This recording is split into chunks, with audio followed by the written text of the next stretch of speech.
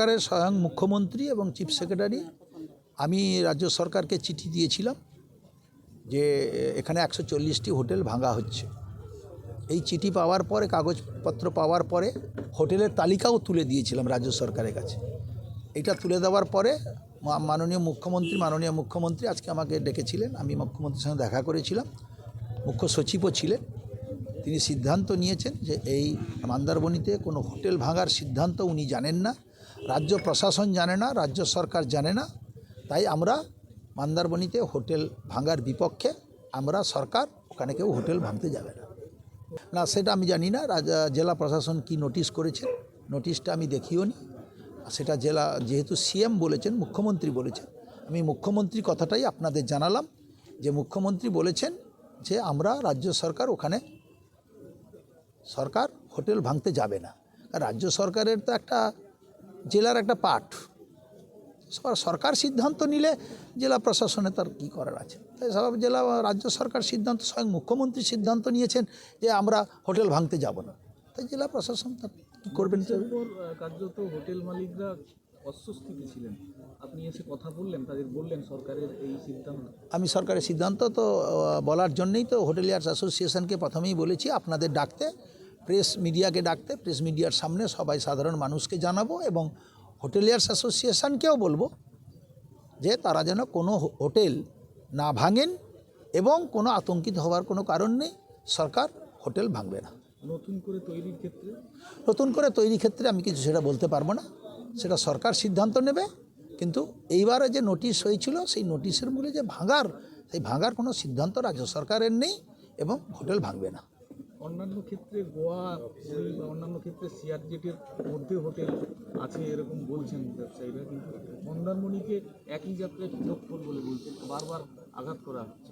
এটা নিয়ে কি সিআরজেটের ব্যাপারে রাজ্য সরকার অন্ধ করে আছে, তার কতটা কি পরিমাপ তার নির্দিষ্টভাবে তেমন কোনো নেই, নির্দিষ্টভাবে পরিমাপের তেমন কোনো অর্ডার নেই। তার জন্যে সিআরজেট বলা হচ্ছে, কিন্তু সিআরজেটের নির্দিষ্ট রূপরেখাটা ঠিক মতো নেই। তার জন্যেই এটা সবাই বিভ্রান্ত হচ্ছে।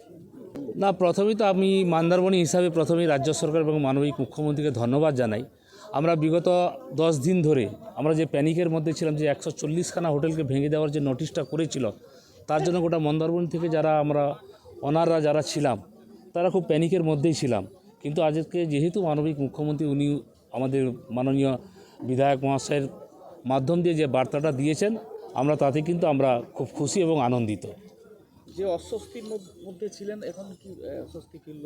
না, অস্বস্তির মধ্যে আমরা যেমন অস্বস্তি থেকে যেমন আমরা এড়িয়েছি, সেই সঙ্গে কোর্টের যেটা নির্দেশ আছে, সে কোর্টের ব্যাপার যেটা আছে, যেটা কোর্টে কেস চলছে, সেটা আমরা নিশ্চয়ই কোর্টের লড়াই আমরা লড়ছি, সেটা নিয়ে আমরা নিশ্চিন্ত আছি। আগামী দিনে যারা প্রশাসন লেভেলে আছেন, আমি নিশ্চয়ই ওনাদের কাছে আবেদন করব বিভিন্ন দপ্তরকে, যে এই মন্দারমণি যে ট্যুরিজম ব্যাপারটা যেটা আছে বিশ্বের মানচিত্রে, যেটা একটা মন্দারমণি এই জায়গাটা পর্যটন কেন্দ্র হিসেবে গড়ে উঠেছে, সেটাকে প্রত্যেকটা দপ্তরকে অনুরোধ করব আপনার সহানুভূতির সঙ্গে দেখে এই জায়গাটাকে কিভাবে আরও পর্যটন কেন্দ্রটাকে আরও প্রসারণ করা যায় এবং উন্নতি করা যায়। যেমন লাইট, রাস্তা, সোয়ারেজ ব্যবস্থা, সামনে দিয়ে যে গার্ডওয়াল ব্যবস্থা, এইগুলো যদি করা যায়, মিউটেশন, কনভারসেশন, এইগুলো যেগুলো বন্ধ আছে, এই সব জিনিসগুলো যদি করতে পারেন, তাহলে মন্দারমণিটা আরও বেশি উন্নতি হবে। এবং এই এলাকার মানুষ যারা অর্থনৈতিকভাবে উপকৃত হয়েছেন, বিভিন্ন হকার ভাই, ডাববালা থেকে শুরু করে টোটো অটো চালক থেকে শুরু করে বিভিন্ন দোকানদার থেকে শুরু করে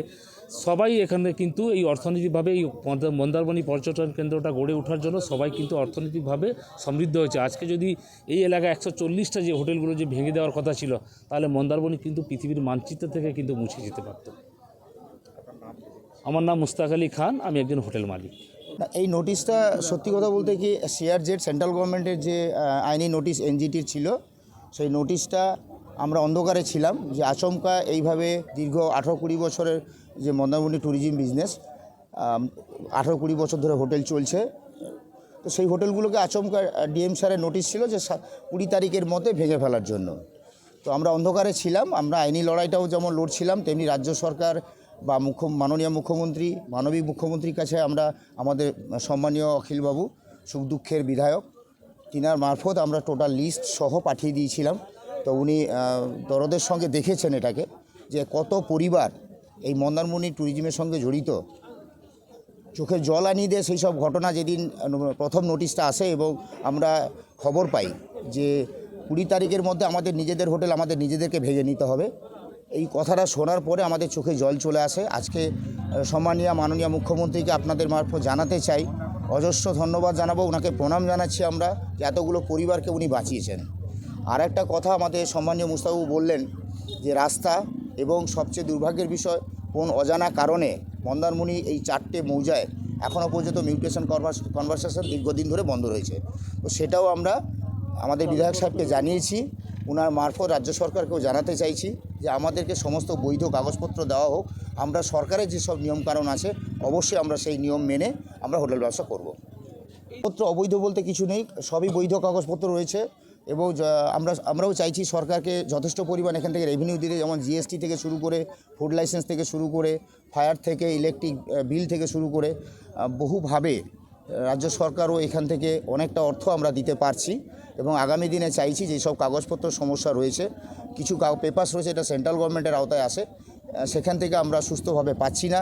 আমরা বারবার অ্যাপ্লিকেশন করেছি, ওনারা সেভাবে সদুত্তর দেননি। তো আশা করব আগামী দিনে যত হোটেল রয়েছে তাদের বৈধ কাগজপত্র অন্যান্য ট্যুরিজমে যেমন হয় তেমন যেন আমরা পেতে পারি। চিত্তরঞ্জন দাস, জয়েন্ট সেক্রেটারি, হোটেলিয়াস দাদনপত্র, মন্দারমণি। মার্বেল কেনার একমাত্র নির্ভরযোগ্য ঠিকানা marble hub. Design your dream house.